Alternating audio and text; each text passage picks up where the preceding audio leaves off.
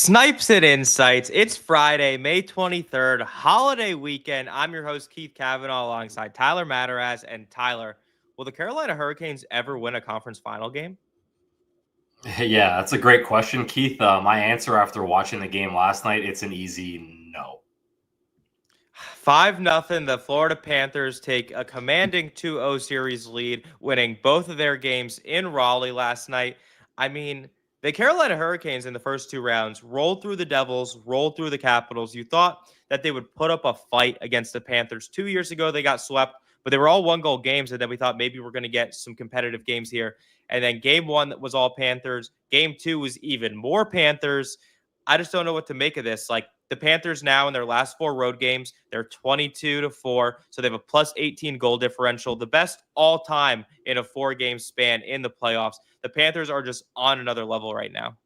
Yeah, and in those four games, their power play is rolling. I think their penalty kills at like 90%. They're 9 for 10 in kills, so they're just dominating on the road right now. Maybe the best thing for the Carolina Hurricanes is going down to Florida, because you don't want to play this Florida Panthers team when they're away from home right now. So maybe things change up in game three. Obviously, Rod Brind'Amour and his coaching staff will have a lot of adjustments to make because the Panthers just look dominant. But you asked me the simple question off the top. It just doesn't seem like any adjustments can work against this Florida Panthers team. Like, maybe Reinhart's out. We'll talk about him in a second. Obviously, that can play into things. But like, just watching the first period, 3 goals on 5 shots, it was pretty much over from there. The second period was utter domination as well, just from every standpoint of hockey. And then obviously in the third, Anderson's not even in the game anymore, and it's a 5-0 final.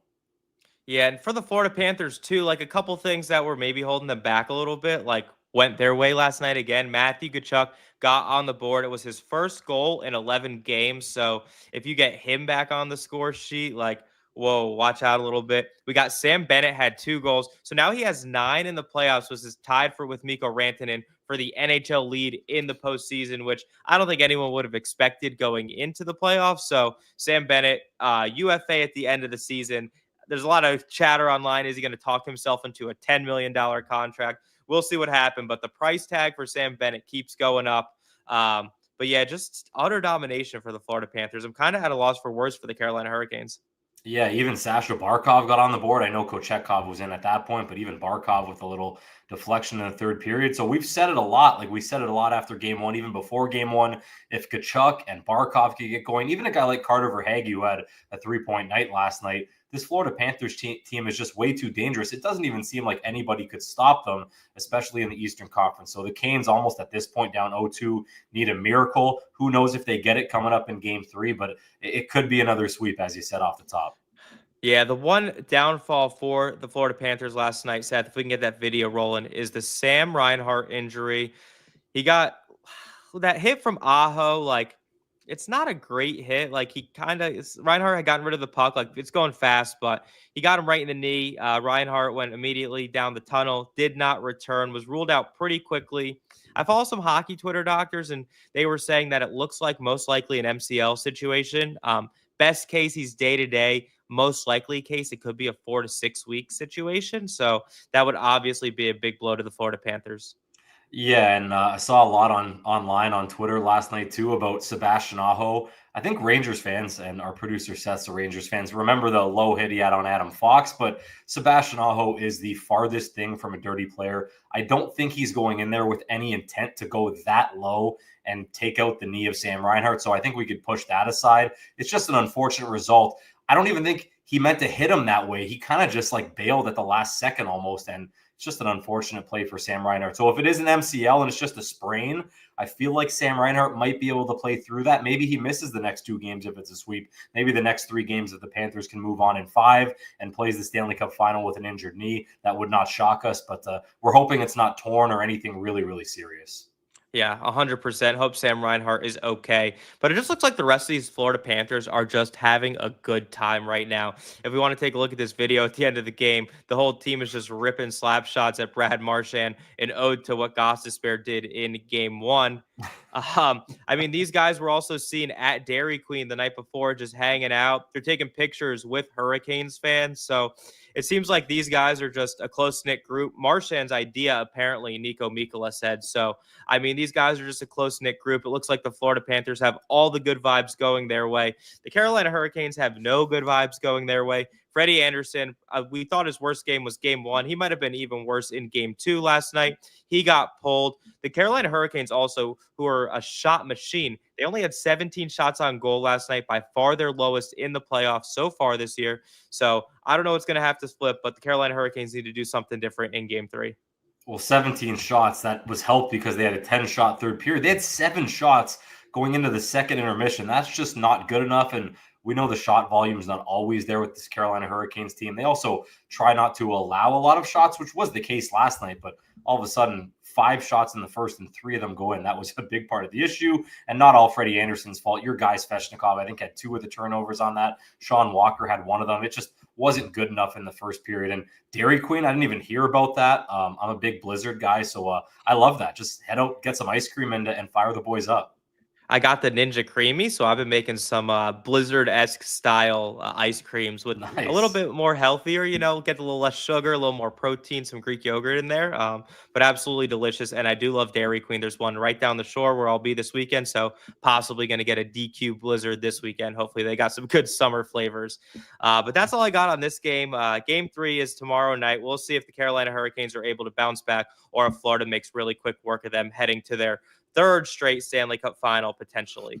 Let's flip it over to the game we have tonight, the series that me and Tyler are really, really pumped up about. It's the Dallas Stars, the Edmonton Oilers. Dallas is up 1-0 in that series. Seth, if we get the lines and the lineup combos presented by our friends at CoolBet. Stay cool, bet responsibly. If you go to puckpedia.com/coolbet, you can get in on the action today with some sweet deals.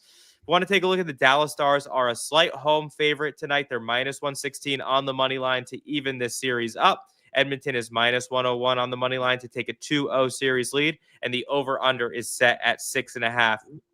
We don't have any intel on the line situation because neither team really had a morning skate. So we're going to assume both teams are kind of going to go status quo. You might see some changes from the Edmonton Oilers because they did lose last game. Maybe they started with McDavid, Draisaitl, Perry like they've done in the past in the playoffs. Maybe Bouchard plays with Nurse again. We'll see what happens, but Jeff Skinner's probably going to be in net. On the flip side for Dallas, I don't imagine them changing all too much. It seems like what they did in game 1 worked pretty well. We're going to have Otter in goal. What are your thoughts on any potential lineup changes and previewing for game 2? Well, if you're the Edmonton Oilers, at least you're not worrying about Stuart Skinner heading into game 2. Like, he wasn't horrible in the first game. It was just that penalty at the end of the first period, the errant high sticking penalties that I think it was Kane took one of them. Someone else took it. It might have been Corey Perry who took the other. And then all of a sudden you're on your heels and the Dallas Stars are just dominating on the power play. So I think Chris Knobloch's message is going to be just stay out of the box. Like, we're a great team. We've had depth throughout this whole postseason, and we could rely on that if McDavid and Draisaitl maybe are a little bit quiet. So we'll see how the Oilers respond after really within that first 40 minutes playing okay, and then all of a sudden the power play is killing them. So excited for this second game. And on Dallas' side of things, we talked about a lot of their big players. We talked about Matt Duchene having to get off the schneid, and he did that, scoring the game winner, which was his first goal of the Stanley Cup playoffs. But like, you like Jason Robertson. When's he going to do something? Like, can Rupe Hintz step up? Like, Mikko Rantanen's done it all playoffs, but like, we're still kind of waiting on Robertson and Hintz. So that's what I'm looking at on the Dallas side of things. And it would be huge if they can go up 2-0 against this Oilers team. 100%. And the flip side of that too, Tyler, is that like, even though Robo hasn't really got going or Hintz hasn't got going, last game they were getting goals from line 2, right? Duchene got on the score sheet. They were getting goals from line 3. Their defense was getting on the board. Like, Sam Steele was getting in on the mix. He almost had a goal until Sagan deflected it. Granlund from the top line, like, if it's not Rantanen, at least Granlund's kind of picking up some of that slack. So they're getting some secondary scoring. They didn't have to rely on Mikko in game 1. So hopefully, like you said, if some of those other guys get going too, I mean, watch out, right? Dallas is an absolute juggernaut. On the flip side for Edmonton, though, like, I have my eyes on, I don't know if you know this guy. His number is 97. He played for the Erie Otters in junior. His name's Connor McDavid, number 1 overall pick. Absolute stud of a hockey player. Seth, get that graphic up for me. I think that Connor McDavid, coming off of a loss the last 2 playoffs, is just an absolute animal. In 11 games, he has 5 goals, 19 assists, 24 points, over 2 points per game coming off of a loss. The Oilers are 8-4. What he's been able to do, he's been able to really will his team after a loss in the playoffs, which is something that true leaders, true impact star level guys, elite NHL players are able to do. And no one else does it better than Connor McDavid. If we're looking at the odds at CoolBet tonight, he's plus 145 anytime goal scorer. I love that because if we want to look at his goal scoring in this playoffs, he only has 3 goals so far, which is tied for 41st in the playoffs, 41st in the playoffs. That sounds terrible, right? But then you want to take a look under the hood a little bit. I like to get under the hood, Tyler. If we want to look at his shots on goal, 47 in the playoffs. That ranks first in the playoffs. He has 33 shots from the slot. That ranks first in the playoffs. He has 21 rush chances. That also ranks first in the playoffs. And he has 5.99 expected goals generated. That ranks fifth in the playoffs. So even though the goals on the score sheet and in actual real life aren't dropping, his underlying numbers are so good that they're going to start dropping eventually. Yeah, those are tremendous. And anytime goal, I love that. But like, if you want to go even further, like maybe even Connor McDavid over 2.5 points.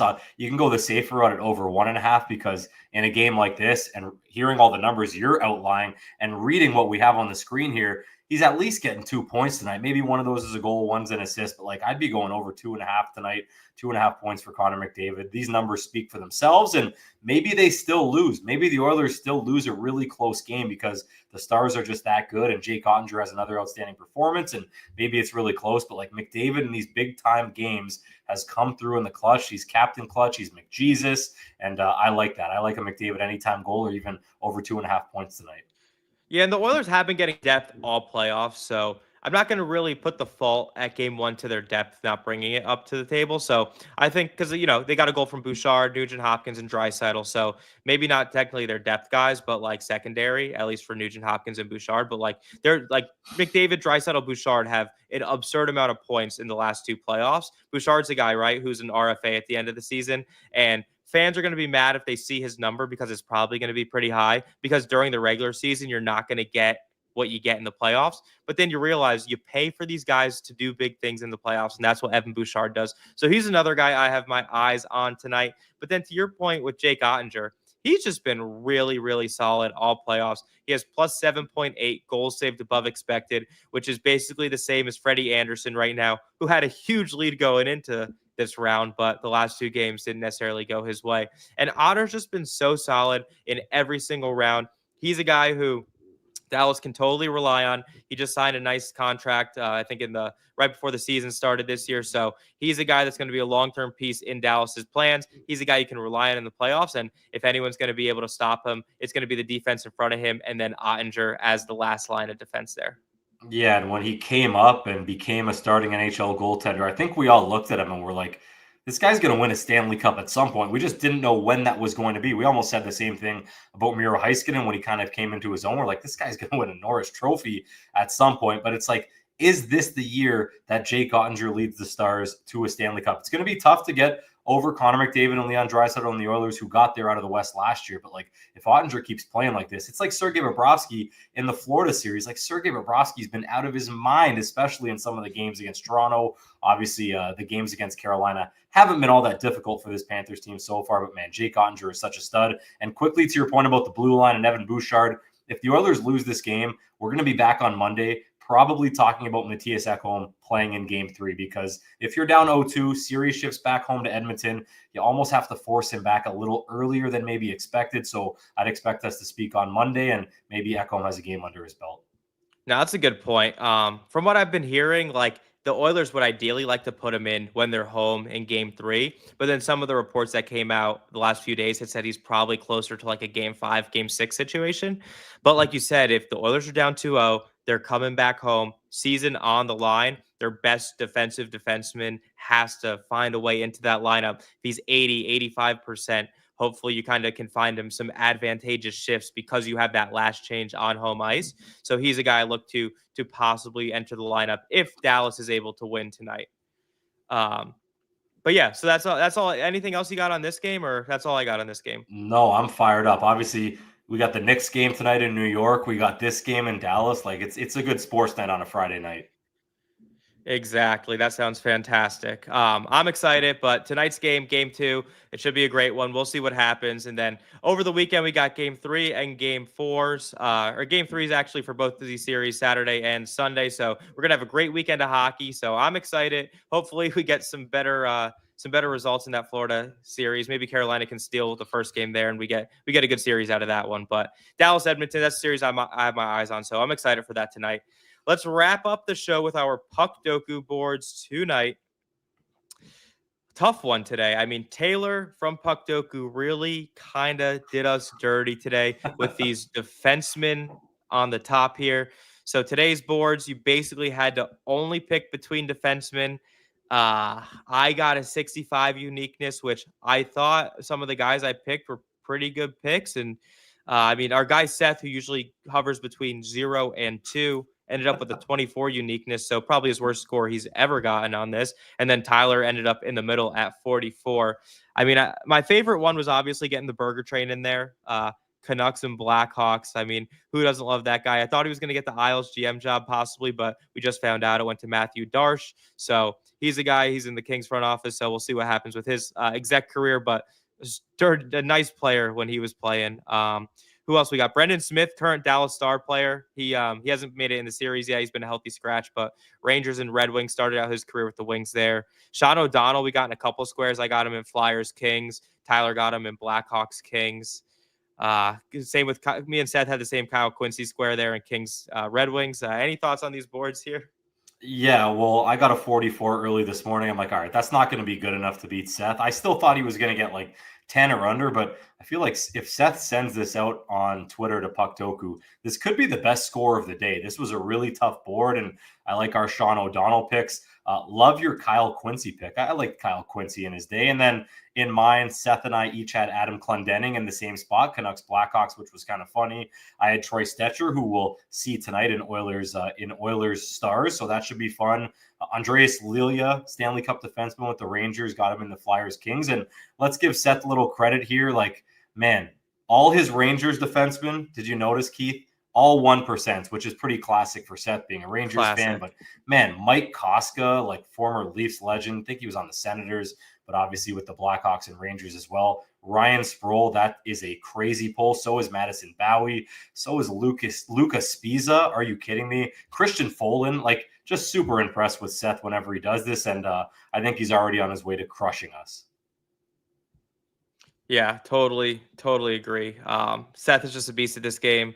Some good defensemen here. It is a fun game to play, and sometimes I'm just I could always guess like 2 or 3 guys right off the top of my head that would fit a square, but it's always that battle of trying to find the person that you think no one else would guess. And sometimes I'm very surprised by the percentages in both directions, good and bad. Other times it's about exactly where I expect it. But regardless, fun game to play. I really enjoy it, and I'm glad we can kind of bring these up. Maybe next week we'll start doing the pyramid games too. I don't know if you've been tapped in on the pyramid games at all, but those are pretty fun as well. I can walk you through it, but I'm excited. I like Puck Doku. It shows our hockey knowledge. It gets our creative juices flowing a little bit too.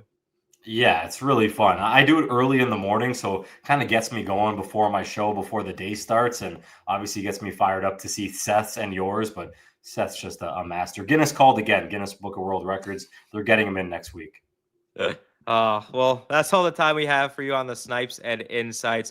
We'll be back on Monday breaking down the weekend games and previewing Monday's game 4. I believe that will be Carolina, Florida on Monday. So yeah, excited for the hockey weekend. Everyone have a great weekend. Memorial Day. Get outside a little bit, touch some grass, have a burger or a hot dog, whatever tickles your fancy. Maybe a beer, if that's what you're into. But everyone have a good night. Let's help us with Cool Bet. Maybe Cool Bet will help us win some bets, and we'll have a good time tonight.